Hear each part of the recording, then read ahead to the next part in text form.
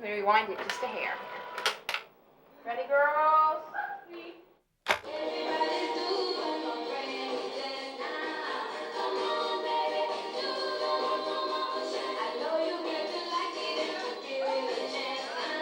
Every night they came here for 2 weeks, these dozen teenage girls, sacrificing the precious evenings of a waning summer to rehearse for the annual pageant.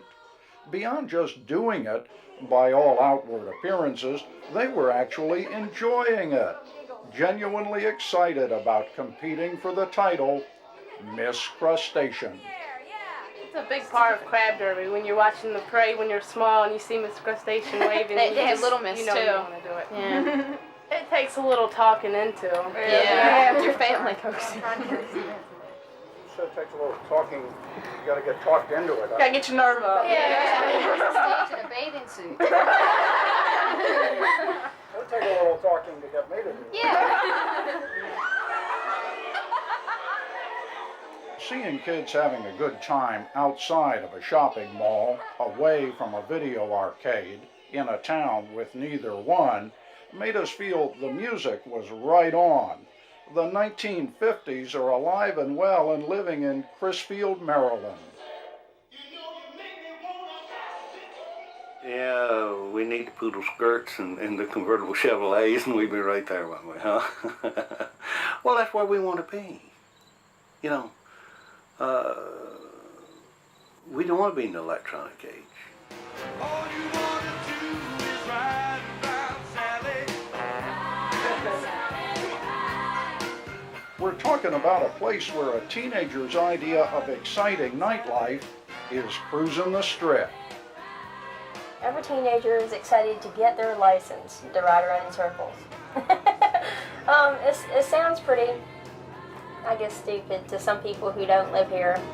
But when you get your license and you get your car, you go out on the strip, not just to ride around in circles, but you go to find your friends.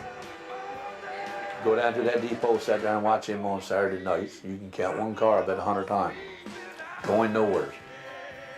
They wear their tires out on the inside. But being a 1950s kind of town doesn't mean everybody is singing the theme song from Happy Days.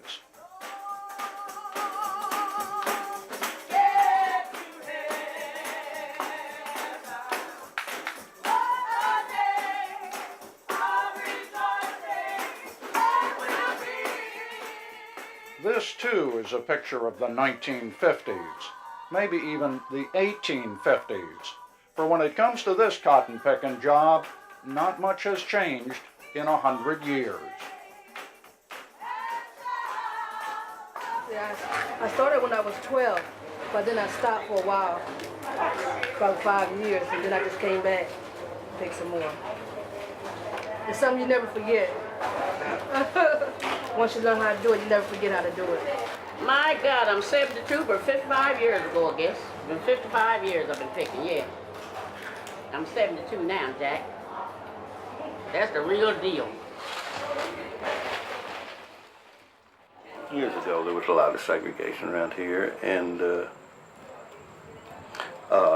there's no doubt about it. They were on the lower end of the pay scale. And then it just became an occupation for them. And I think that's more than anything else why you see them. I think it's something that just evolved into that situation. Hey, get rhythm. When you get the blues, come on, get rhythm. When you get the blues. On a good day, with lots of blues to pick, at $1.75 a pound, Van Colburn might earn $50 or $60. This is not going to be a good day. How many I'm gonna pick today? I can't judge that. I done picked one now, but I guess I'll get a gallon, 5 pounds. I hope I will, anyway. And that will earn Van $8.75. In my day, it was a little better because they had better crabs. Now they don't have that. People that work in the crab race now they really don't have a hope.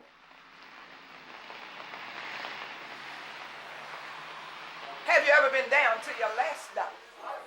I'm talking about hope now.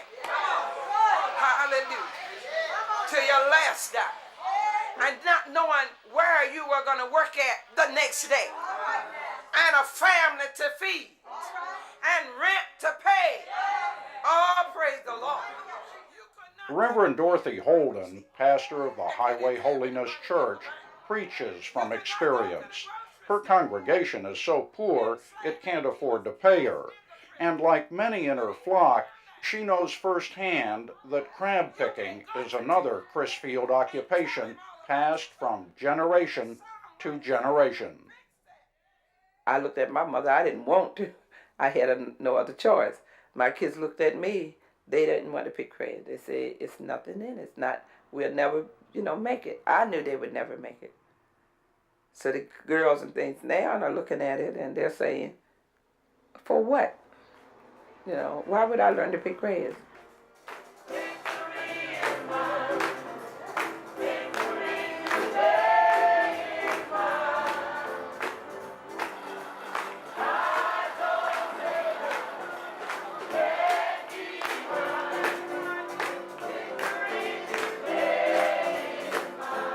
White men catch the crabs. Black women pick them. That's the way it's always been in Crisfield, the way it is today. But the jobs that separate them also bring them together as they share a common goal, something better for their children.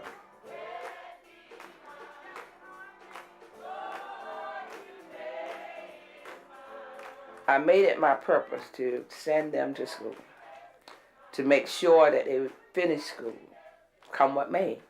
2, 3 jobs work, to make sure some way they went to college. I wanted it better for them. And the kids, black or white, all realize they aren't going to find that better life here. The opportunities aren't here for the, you're going to be an executive in Crisfield. The best you can do is get with one of the banks and hope somebody dies and you can move up, You're going to stay in Crisfield? Do you think this is a place where you want to live and raise your family? No. I do. It's a nice place to live and to grow up with your families, but there's more opportunities elsewhere than there is here. They all say they love the town, and as soon as they get the chance, they're out of here. Leaving. It's not because they want to. Even through the prejudice or the hard times, whatever, I think if our kids could really make it here, it's something about Crisfield. It's hard, and you're going to live in poverty if you stay here, but it's still something about it that you love and you enjoy.